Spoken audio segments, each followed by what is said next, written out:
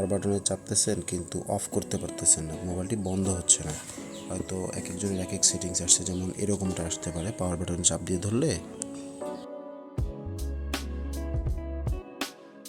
ঠিক এরকমটা আসতে পারে। পাওয়ার বাটনে চাপ দিয়ে ধরলে ছোট্ট একটি সেটিংস চেঞ্জ করে দিলে আপনারা আপনাদের ফোনটি রিস্টার্ট বা অফ করতে পারবেন। তো চলুন বরাবরের মতো আমরা চলে যাচ্ছি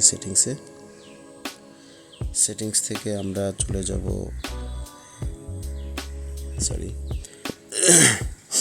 গেস্টার, যে গেস্টার যে অপশনটি আছে, আর এই গেস্টার অপশনে চলে যাব।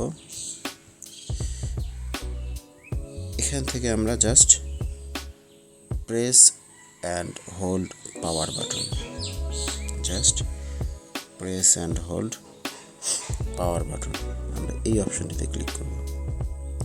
এখান থেকে দেখতে পাচ্ছেন দুইটি অপশন আছে।